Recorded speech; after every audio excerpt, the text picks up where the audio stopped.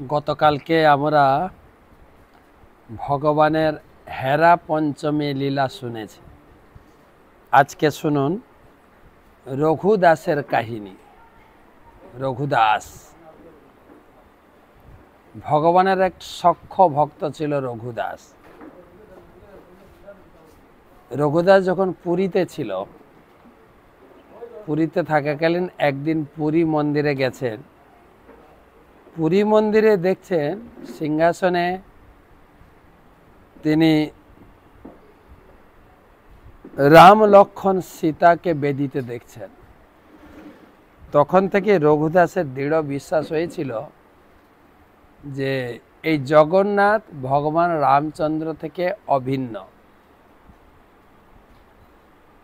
আর জগন্নাথের প্রতি প্রভুর একটা সখ্য ভাব গড়ে উঠেছিল। তো একদিন রঘুদাস ঘরে একটা সুন্দর মালা গেঁথেছেন। মালা গেঁথে নিয়ে গেছে মন্দিরে জগন্নাথকে পরানোর জন্য, কিন্তু পূজারী সেটা পরালেন না। কেননা সেটা গাঁথা হয়েছিল কলার বাকলের সুতা দিয়ে, যার জন্য জগন্নাথ মন্দিরে সেই সমস্ত দ্রব্য নিষিদ্ধ ছিল। তাই রঘুনাথের মালাটা পরানো হলো না। রঘুনাথ খুব দুঃখ পেয়ে ঘরে চলে গেল এবং না খেয়ে দিয়ে তিনি অনশন করে ঘুমিয়েছে। আর এদিকে রাত্রে যখন পূজারীরা জগন্নাথকে শয়ন দিতে গেছেন, শয়ন দেওয়ার সময় বড় সিংহার বেশ হয়। খুব সুন্দর করে ভগবানকে বড় মালা পরানো হয়েছে, কাপড় পরানো হয়েছে এবং বিভিন্ন ফুল দিয়ে তাকে সাজানো হবে। কিন্তু হলো কি, অবাক বিস্ময়ের ব্যাপার, যত ফুল দিয়ে জগন্নাথকে সাজানো হয় একটাও ফুল জগন্নাথের গায়ে টিকছে না, খসে পড়ছে। অনেক চেষ্টা করে শুধু একটাও ফুল টিকছে না। তখন পূজারীর চিন্তা করলেন আমাদের নিশ্চয় কোথাও একটা অপরাধ হয়েছে। আমরা যতক্ষণ এই অপরাধ সম্পর্কে জানতে পারবো না ততক্ষণ পর্যন্ত আমরা এই মন্দিরেই শুয়ে থাকবো, কোথাও যাব না। তখন জগন্নাথ প্রধান পুরোহিতের স্বপ্নে এসে বললেন, তোমাদের বিশাল অপরাধ হয়েছে। আমার ভক্ত রঘুনাথ একটা সুন্দর মালা গেঁথে নিয়ে এসেছিল আমাকে পরানোর জন্য, আর তোমরা সেটা পরাওনি, ঘুরিয়ে দিয়েছো। জানো রঘুনাথ কত ভক্তি এবং প্রীতি সহকারে সেই মালাটি গেঁথেছিল, আর সেইটাকে তোমরা লাগাওনি, আমার সেবাতে সেটা লাগেনি। সে জানো না খেয়ে দিয়ে এখন দুঃখ করে ঘরে শুয়ে আছে, কিছু আহার করেনি, কেবল দিন রাত অশ্রুপাত করছে। আমার ভক্তের অবিলাস পূর্ণ না হলে আমি কি করে সুখে থাকি বলো।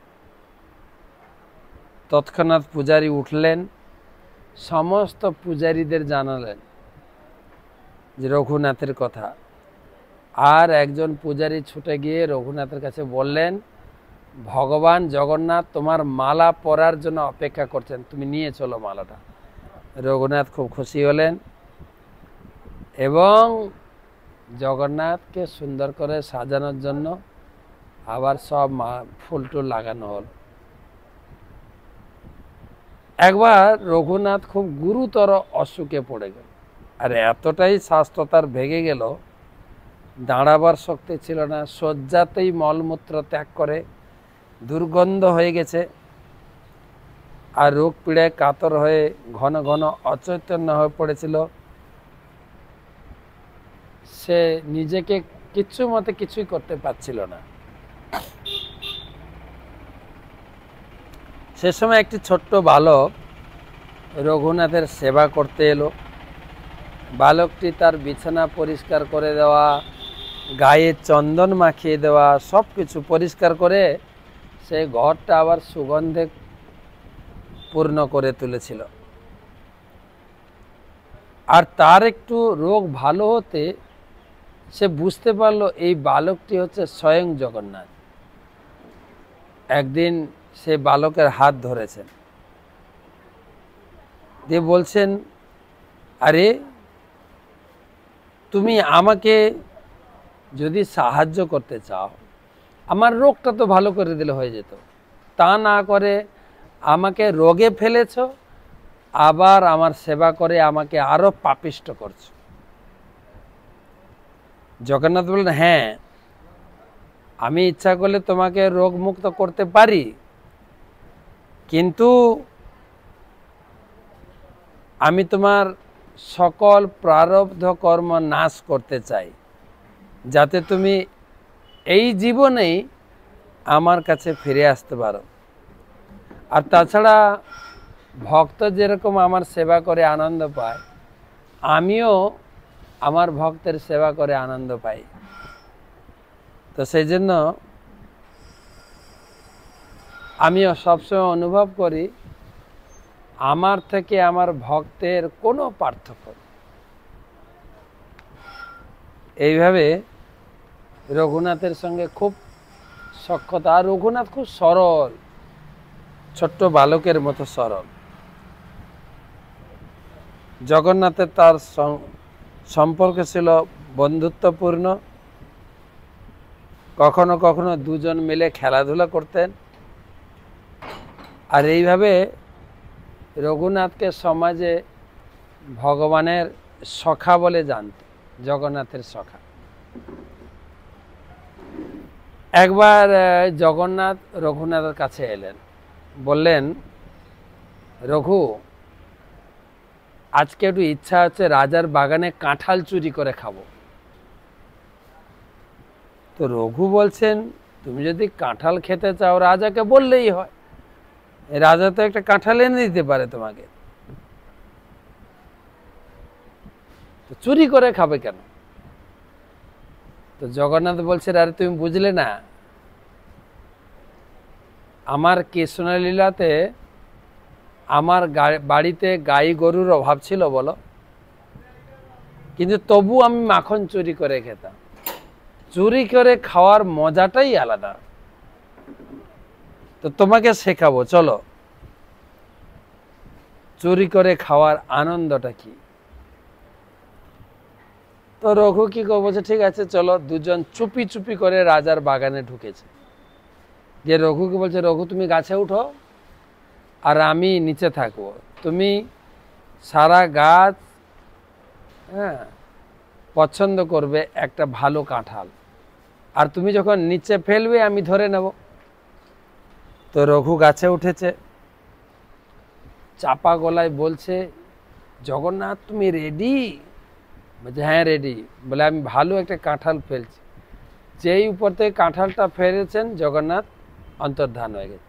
কাঁঠালটা পড়ে বিকট শব্দ হয়েছে। আর এদিকে চোরের ছাড়া লেগে গেছে, আরে বাগানে কাঁঠাল চুরি হচ্ছে। দেখে একটা বিশাল বড় কাঁঠাল মাটিতে পড়ে আছে, আশেপাশে কাউকে দেখছে না। উপরে তাকিয়ে দেখে যে রঘু বসে আছে। রঘুকে দেখে এই বাগানের মালিক, আরে রঘু, তোমার তো একটা নাম ডাক আছে। আমাদের বাংলায় বলে না, দিনের বেলায় হরি হরি, রাত্রে করে চুরি। হ্যাঁ, এত বড় ভক্ত, তোমার এত নাম, আর তুমি কাঁঠাল চুরি করছো। আর মালি কিন্তু উচ্চস্বরে রাজাকে ডাকা শুরু করেছে। রাজা এসে দেখলেন মাটিতে কাঁঠাল পড়ে আছে, আর উপরে রঘু বসে আছে। রাজা রঘুকে বলেন, এই তুমি নেমে আসো, নেমে আসো, নেমে আসো। নেমে এলেন। রাজা জিজ্ঞাসা করলেন, রঘু, তোমার যদি কাঁঠাল খাওয়ার ইচ্ছা থাকে তো বাগানে ঢুকে চুরি করার কি দরকার আছে? তুমি তো বলতেই পারতে, আমি তোমার জন্য কাঁঠাল পাঠিয়ে দিতাম।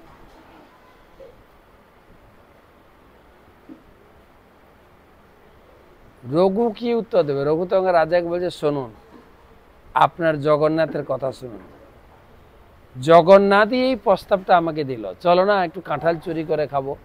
আমি বললাম, জগন্নাথ তোমার যদি কাঁঠাল খাওয়ার ইচ্ছা হয় তাহলে চুরি করবে কেন? রাজাকে বললে তো কাঁঠাল পাঠিয়ে দেয়। জগন্নাথ কি বলে জানো? বলছে, দেখো আমার ছোটবেলায় বাড়িতে 9 লাখ গাভী ছিল আমার বাড়িতে, কিন্তু তবু আমি মাখন চুরি করে খেতাম। চুরি করে খাওয়ার মজাটাই আলাদা। এই বলে জগন্নাথ আমাকে নিয়ে এসছেন আপনার বাগানে কাঁঠাল চুরি করতে, আমাকে গাছে তুলে দিয়ে সে কেটে পড়েছে। এই কথা শুনে রাজা হাসলেন। রাজা এসে বলছেন, তুমিও একটা অপূর্ব, তোমার প্রভু অপূর্ব, ভগবানও অপূর্ব, তার ভক্তও অপূর্ব। এভাবে রঘুর অনেক কাহিনী আছে। রঘু খুব দিন দরদি ছিল। এক বাটি প্রসাদ বাইরে রেখে দিত, পশু পাখি এসে খেত, কেউ যেন ক্ষুধার্ত না থাকে। সেই রঘুর কাহিনী শুনলাম, রঘুদাস। তো আমরা রঘুদাসের কাহিনী শুনলাম, দর্জির কাহিনী, শিয়াচণ্ডালিনী, কাঞ্চি অভিযান এবং কুলশেখরের কাহিনী শুনেছি। কালকে আবার এক নতুন কাহিনী শোনাবো। এখন চৈতন্য চরিতামৃত আলোচনা। চৈতন্য চরিতামৃত মধ্যখণ্ড 14 পরিচ্ছেদের আজকে 69তম শ্লোক থেকে আলোচনা। 39 মহাপ্রভু রাজাকে আলিঙ্গন করেছেন, রাজাকে দর্শন দিয়েছেন এবং ভাবাবেশ প্রকাশ করেছেন। তারপরে তিনি উদ্যানে বসেছেন। বাণীনাথ, কাশী মিশ্র, সার্বভৌমাচার্য প্রচুর প্রসাদ পাঠিয়েছেন এবং সেই সঙ্গে কেয়া পাতার ঠোঙা যাতে নিয়ে খাবেন সেটা পাঠিয়েছেন। কেয়া পত্র দনি আইল বোঝা 5-7, এক জনে 10, দোনা দিল 1 তোপাত। তো কেয়া পত্র দ্রোণে, তো সেখানে সবাইকে 10টা করে দোনা দেওয়া আছে। কীর্তনী আর পরিশ্রমা জানি গৌর রায়, তা সবারে খাওয়াইতে প্রভুর মনধায়। কীর্তনের লোক সবকে খাওয়ানোর জন্য মহাপ্রভু ইচ্ছা প্রকাশ করেছে। তো সেখান থেকে আমরা আলোচনা করব।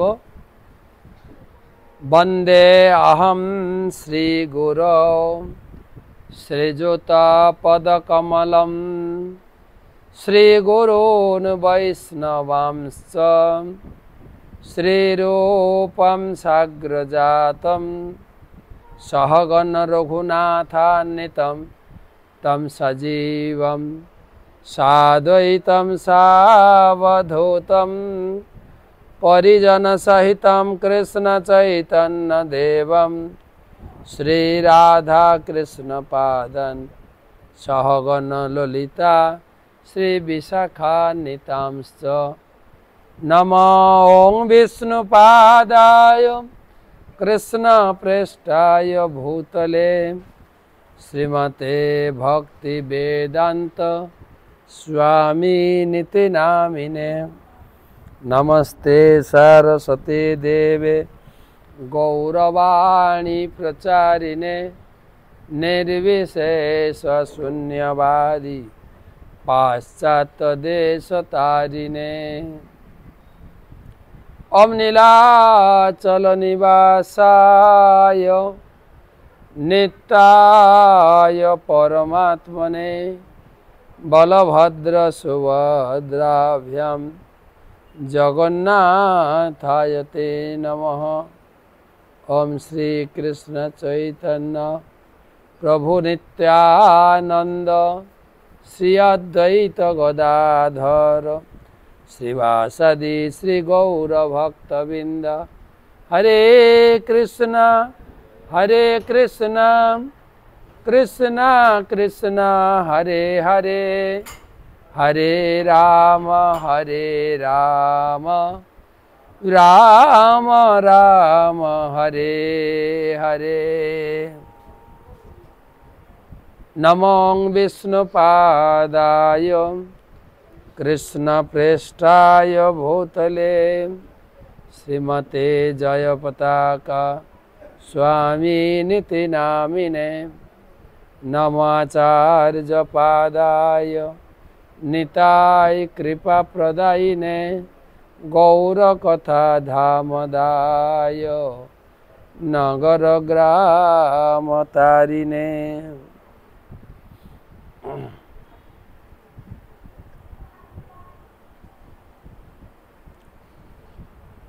तो चैतन्य चरितामृत महाकाव्य चतुर्दश परिच्छेद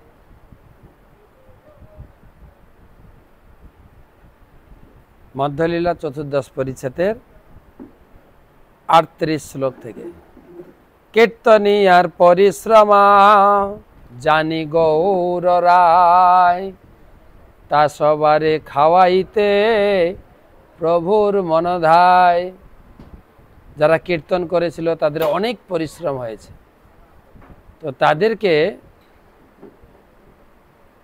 মহাপ্রভুর ইচ্ছা খাওয়াবো। পাতি পাতি করি ভক্ত গণে বসাইলা পরিবেশন করিবারে আপনে লাগিলা। মহাপ্রভু পঙ্গত পঙ্গত করে লাইন করে করে সবাইকে বসালেন আর নিজে পরিবেশন করছেন। প্রভু না খাইলে কেহ না করে ভোজন স্বরূপ গোসাই তবে কইলা নিবেদন। এখন প্রভু তো পরিবেশন করছেন আর কেউ সাহস করে খাচ্ছে না। মহাপ্রভু আগে খাবেন, তারপরে খাওয়া দাওয়া শুরু হবে। তখন স্বরূপ দামোদর গোস্বামী মহাপ্রভুকে অনুরোধ করলেন, আপনে বৈশ প্রভু ভোজন করিতে তুমি না খাইলে কেহ না পারে খাইতে। তবে মহাপ্রভু বৈশে নিজ গণ লইয়া ভোজন করাইল সবাইকে আকণ্ঠ পুরিয়া। স্বরূপ দামোদর গোস্বামী বলেন, প্রভু আপনি বসুন, আপনি না খাওয়া শুরু করলে কেউ খাচ্ছে না। তো তখন মহাপ্রভু বসলেন আর সবাইকে জোর জোর করে খাওয়ালেন। ভজন করি বসিলা প্রভু করিয়া চমন প্রসাদ উবরিল খাই সহস্রেকজন। তো মহাপ্রভু খাওয়া দাওয়া করে বসেছেন আর এত প্রসাদ বেশি হয়েছিল সেখানে প্রায় 1000 লোক খেয়েছিল। প্রভুর আজ্ঞায় গোবিন্দ দীনহীন জনে দুঃখী কাঙ্গাল আনি করায় ভোজনে। গোবিন্দকে বলেন এবার প্রসাদ সবাইকে বেঁটে দাও। গোবিন্দ তখন সবাইকে ডেকে সবাইকে এই প্রসাদ খাওয়ালেন। কাঙ্গালের ভোজন রঙ্গ দেখে গৌর হরি হরি বল বলি তারে উপদেশ করেই বল উপদেশ করি। মহাপ্রভু খুশি হচ্ছেন, সবাই হরি বল বলে প্রসাদ খাচ্ছে। ভক্তরা যখন দেখে কেউ ভক্তি করছে তার ভক্তি দেখে আনন্দ পায়। প্রসাদ খেয়ে এত আনন্দ করছে ভক্তরা, খুব আনন্দ। হরি বল বলি কাঙ্গাল প্রেমে ভাসি যায় ওই ছন অদ্ভুত লীলা করে গৌর রায়। আর প্রসাদ পেতে পেতে সবাই এত আনন্দে যেন ভাসছে, মহাপ্রভুরও আনন্দ। ইহা জগন্নাথের রথ চলন সময় গৌড় সব রথ টানে আগে নাহি যায়। টানিতে না পারে গৌড় রথ ছাড়ি দিল পাত্র মিত্র লইয়া রাজা ব্যগ্র হইয়া আইল। এবার রথ যেতে যেতে থেমে গেছেন, রথ আর চলছে না। আর রথ টানানোর জন্য হাতি ঘোড়া বড় বড় বলিষ্ঠ লাগানো হয়েছে, রথ আর চলছে না। তখন রাজা ভয় পেয়ে ছোটে ছোটে মহাপ্রভুর কাছে আসছে। মহামল্লগণে দিল রথ চালাইতে, আপনে লাগিলা রথ না পারে টানিতে। রাজা মহামল্ল মানে বলিষ্ঠ লোককে তিনি লাগিয়েছেন রথ টানার জন্য, কিন্তু রথ আর চলছে না। ব্যগ্র হইয়া আনে রাজা মত্ত হাতিগণ, রথ চালাইতে রথে করিল যোজন। বড় বড় হাতি লাগিয়েছেন, বড় বড় হাতি, এবং তার টানার জন্য অনেকগুলো হাতি লাগানো হয়েছে। মত্ত হস্তিগণ টানে যার যত বল, এক পথ না চলে রথ হইল অচল। অনেকগুলো মত্ত হাতি লাগানো হয়েছে রথ টানার জন্য, কিন্তু রথ 1 ইঞ্চিও নড়ল না। শুনি মহাপ্রভু আইল নিজ গণ লইয়া, মত্ত হস্তি রথ টানে দেখে দাঁড়াইয়া। মহাপ্রভু দেখছেন আরে হাতি দিয়ে রথ টানানো হচ্ছে। অঙ্কুশে যায় হাতি কর এ চিৎকার, রথ নাহি চলে লোকে করে হাহাকার। মাহুত রথের যে হাতিদের লাগানো হচ্ছে অঙ্কুশ দিয়ে খোঁচাচ্ছে যাতে রথ টানে, আর হাতি অনেক চেষ্টা করছে, রথ কিন্তু 1 ইঞ্চি চলছে। তবে মহাপ্রভু সব হস্তে ঘোঁচাইল, ভাই হাতিগুলো খোলো, সব খোলো।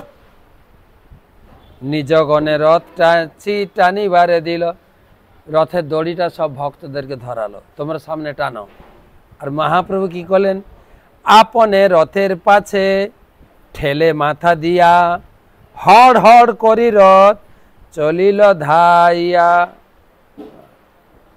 আর সামনে ভক্তরা টানছে, মহাপ্রভু মাথা দিয়ে ঠেলছেন, আর হড় হড় করে রথ চলতে গেল।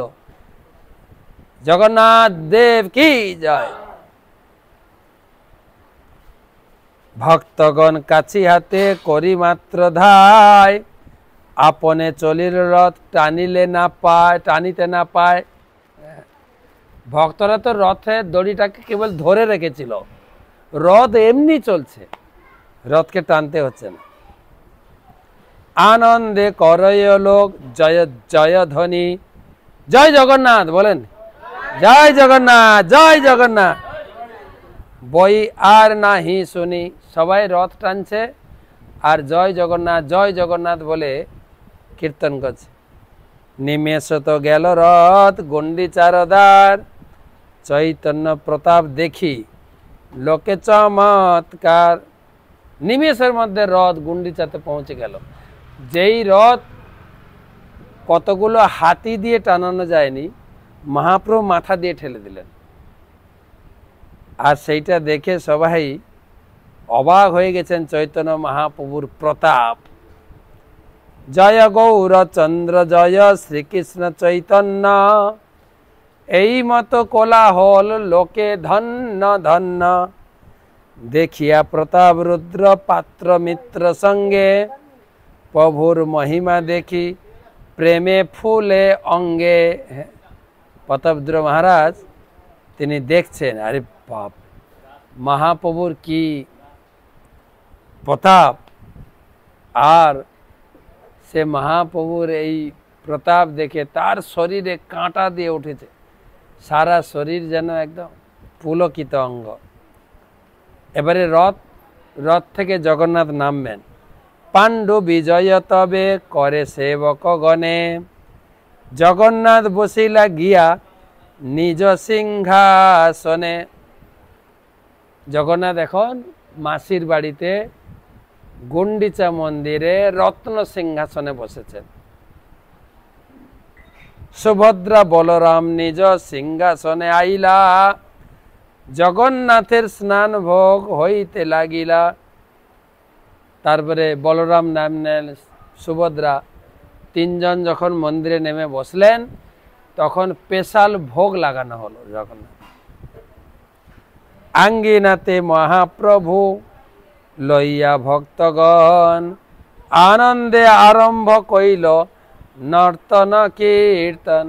হরে কৃষ্ণ হরে কৃষ্ণ কৃষ্ণ কৃষ্ণ হরে হরে হরে রাম হরে রাম রাম রাম হরে হরে, বলুন হরে কৃষ্ণ হরে কৃষ্ণ কৃষ্ণ কৃষ্ণ হরে হরে হরে রাম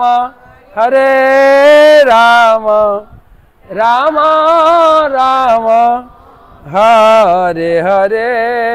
মহাপ্রভু কীর্তন করছেন আর নাচতেন সমস্ত ভক্তকে নিয়ে। আনন্দে মহাপ্রভুর প্রেমে উথলিল, দেখি সব লোক প্রেম সাগরে ভাসিল। মহাপ্রভু শরীরে প্রেম এসে গেছেন, চোখ দিয়ে পিচকারির মতো প্রেম ধারা বেরোচ্ছে আর সবাই ভাসছে।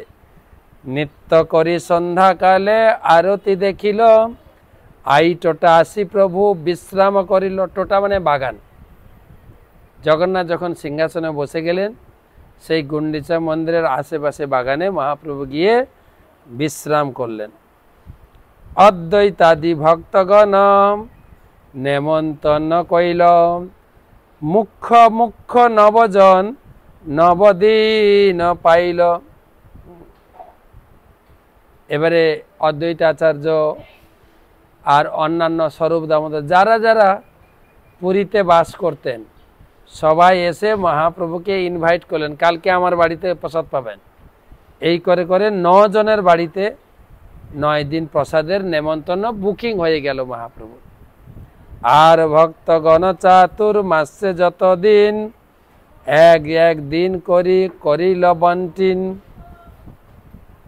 4 মাসের দিনমুখ্য ভক্ত বাটি নিল, আর সব ভক্তগণ অবসর না পাইল।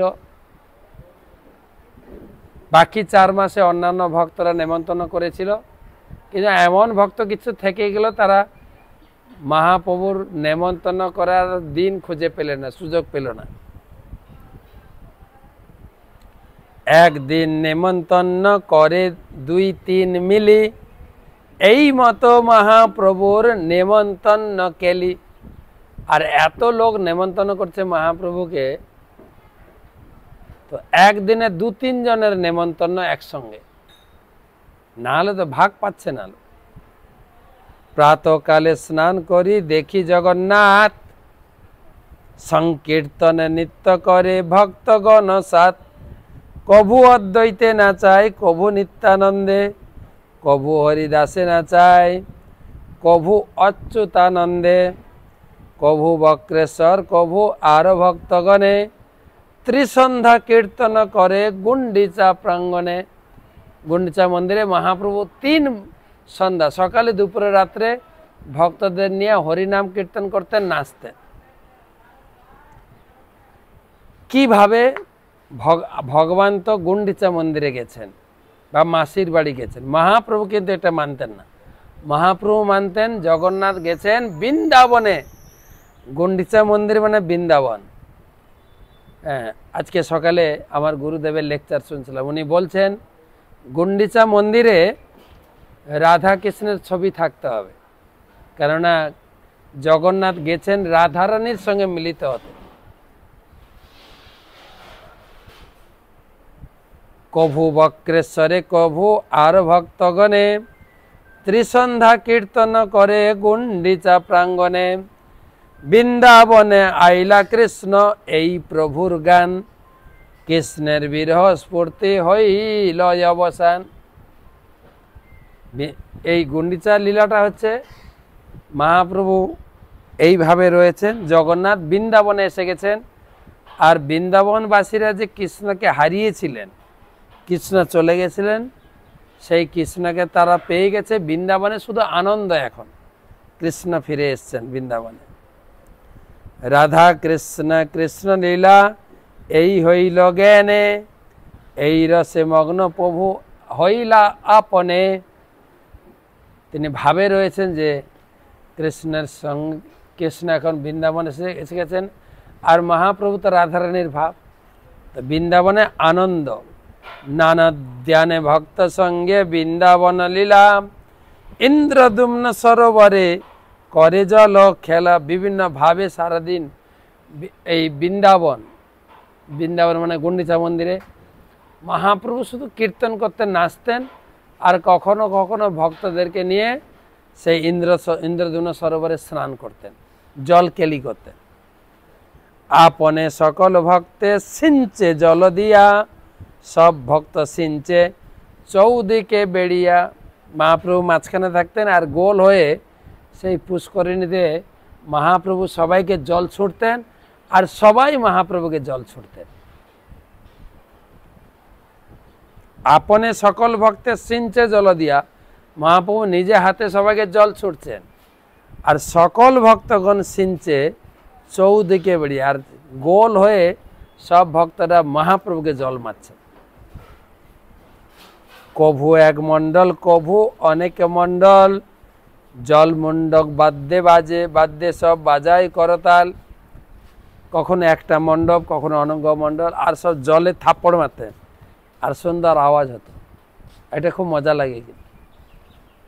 দুই দুই জনে মেলি করে জল রঙ্গ, কেহ হারে কেহ জিনে প্রভু করে দর্শন। কখনো কখনো দুজন দুজনের জল ঠেলাঠেলি হতো, কে কত জল ছুটতে পারে, আর মহাপ্রভু দেখে হাসতেন। সবাই কত আনন্দে রয়েছে। কার কার সঙ্গে? অদ্বৈত নিত্যানন্দে জল ফেলা ফেলি, আচার্য হারিয়া পাচ্ছে করে গালাগালি। নিত্যানন্দ বাবু অদ্বৈত, তারা দুজন জল কেলি করছেন। অদ্বৈত হেরে গেছেন, নিত্যানন্দ বাবু তাকে গালি দিচ্ছেন, প্রেমের গালি, প্রেম কলহ।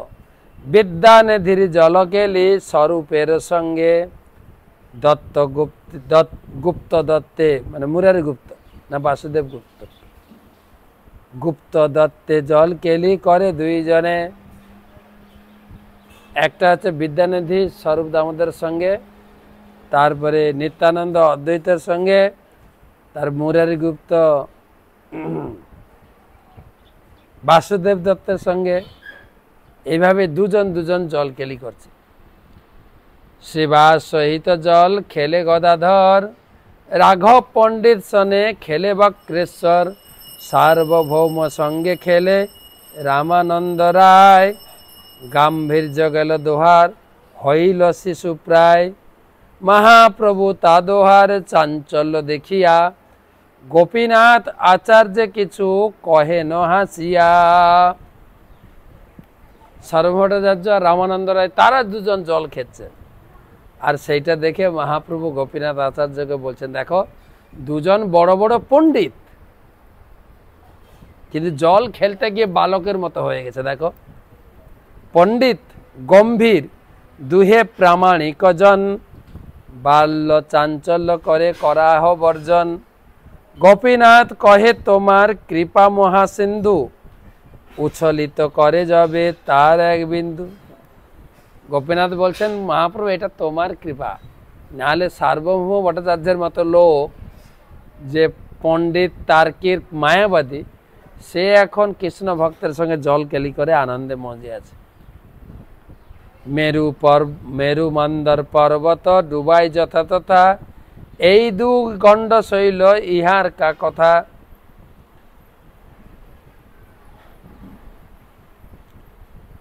শুষ্ক তর্ক খালি খাইতে জন্ম গেল যার, তারে নীলামৃত পিয়াও এ কৃপা তোমার। মহাপ্রভুকে গোপীনাথ আচার্য বলছেন,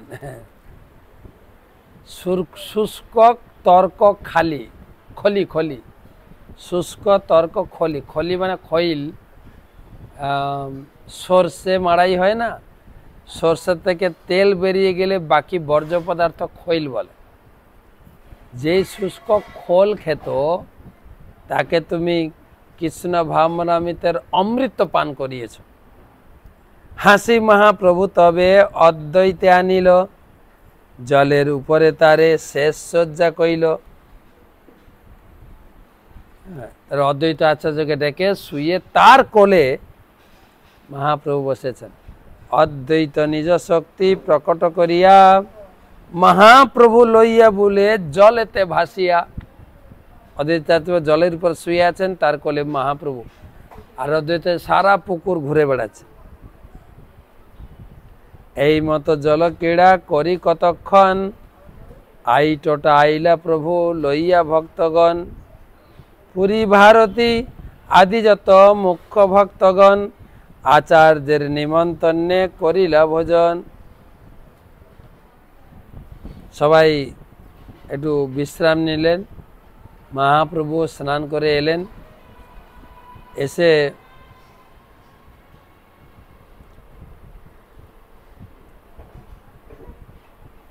বসেছেন, আর সবাই অদ্বৈত আচার্যের আমন্ত্রণে প্রসাদ পেতে যাচ্ছে। পাশেই অদ্বৈত আচার্যের বাড়ি ছিল, এখনো আছে অদ্বৈত মহল। পুরী ভারতী আজি যত মুখ্য ভক্তগণ, আচার্যের নেমন্তন্নে করিলা ভোজন। বাণীনাথ আর যত প্রসাদ আনিল, মহাপ্রভুর গণে সেই প্রসাদ খাইল। দেখেন শুধু খাওয়া দাওয়া, একটু নাচো আর খাও।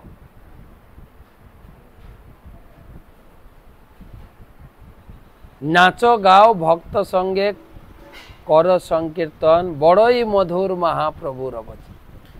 মহাপ্রভুর সঙ্গে নাচো আর খাও, আর কিছু ছিল। অপরাহ্নে আসি কইল দর্শন নর্তন, নিশাতে উদ্যানে আসি করিলা শয়ন। আর দিন আসি কইল ঈশ্বর দর্শন, প্রাঙ্গণে নিত্য গীত কইল কতক্ষণ। ভক্তগণ সঙ্গে প্রভু উদ্যানে আসিয়া, বৃন্দাবন বিহার করে ভক্তগণ লইয়া। বৃন্দাবন মানে সে গুন্ডিচা মন্দিরে মহাপ্রভু গিয়ে বৃন্দাবন ভাবে সেখানে ভক্তদের নিয়ে নিত্য কীর্তন, বৃন্দাবন বিহার লীলা করেছিলেন। বৃক্ষবল্লী প্রফুল্লিত প্রভুর দর্শনে, ভৃঙ্গ পিঙ্গ গাই বহে শীতল পবনে। সেই উদ্যানে বৃক্ষরাজিতে গাছপালা ভরেছিল, আর সব গাছপালা হরা ভরা ছিল, আনন্দ ছিল। আর পাখিরা গান গাইত, আর মৃদুমন্দ শীতল বাতাস বইত। প্রতি বৃক্ষতলে প্রভু করেন নর্তন, বাসুদেব দত্ত মাত্র করেন গায়ন। বাসুদেব দত্ত গান গাইছেন, আর মহাপ্রভু দর্শন করতে করতে সে পাখিদের আদর করছেন, আর প্রত্যেকটা গাছকে মহাপ্রভু আলিঙ্গন করছেন। এক এক বৃক্ষতলে এক এক গান গায়, পরম আবেশে একা নাচে গৌর রায়। তবে বক্রেশ্বরে প্রভু কহিতে নাচিলতে, বক্রেশ্বর নাচে প্রভু লাগিলা গাইতে। তো বক্রেশ্বর প্রভুকে বললেন তুমি নাচ শুরু করো, আর মহাপ্রভু নিজে গাইতে শুরু করলেন। প্রভু সঙ্গে স্বরূপাদি কীর্তনিয়া গায়, দিক বিদিক নাহি জ্ঞান প্রেমের বন্যায়। এইভাবে স্বরূপাদি কীর্তনিয়া গাইতে শুরু করেছেন, আর মহাপ্রভু উদ্দণ্ড নৃত্য করতেছেন।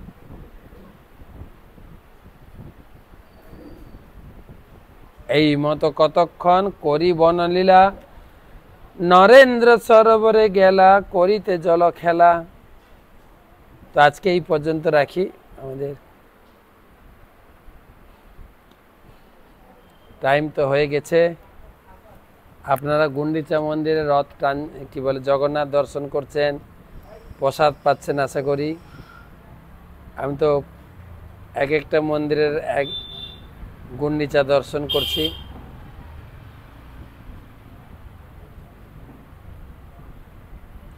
কয়েকটা প্রশ্নের উত্তর দেব। মহারাজ দণ্ডবত প্রণাম। আমি জলপাইগুড়ি থেকে অনিক মণ্ডল বলছি।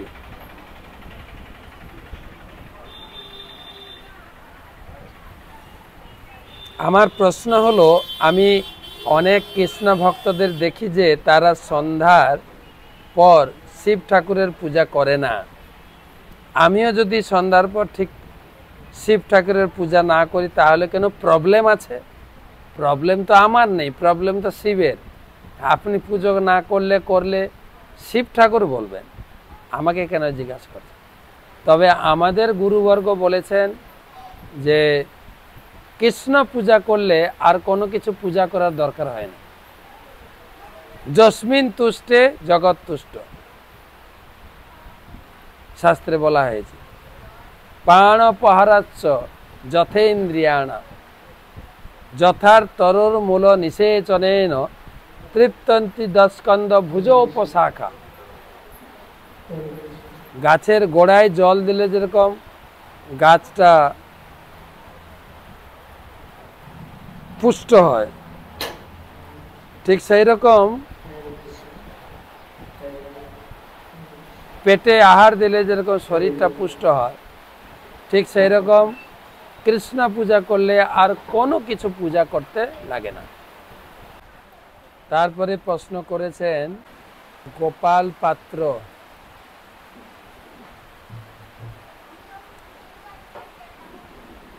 দণ্ডবত প্রণাম কি শুধু ভগবান কৃষ্ণকে নাকি গুরুদেব?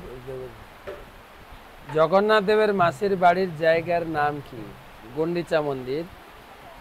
আমার প্রশ্ন, দণ্ডবত প্রণাম কি শুধু ভগবান শ্রীকৃষ্ণকে করতে হয় নাকি গুরুদেব বা দেবতা যে কেউ সবাইকে প্রণাম করবেন? আলাদা আলাদা মন্ত্র দিয়ে ভগবানকে করবেন বাঁ দিকে রেখে, দেবতাদেরকে ডান দিকে রেখে, গুরুদেবকে সোজা প্রণাম করবেন। বামে প্রণমেদ বিষ্ণু দক্ষিণে শক্তি শঙ্কর প্রণমস্য গুরুর অগ্রে অন্যথা নিষ্ফলং ভাবে। এইভাবে প্রণাম করতে, আর এর থেকে অন্যভাবে প্রণাম করলে প্রণামের ফল পাবেন না। তো আজকে এই পর্যন্ত রাখি, কালকে আবার আসবো জগন্নাথের লীলা কথা নিয়ে। জয় জগন্নাথ।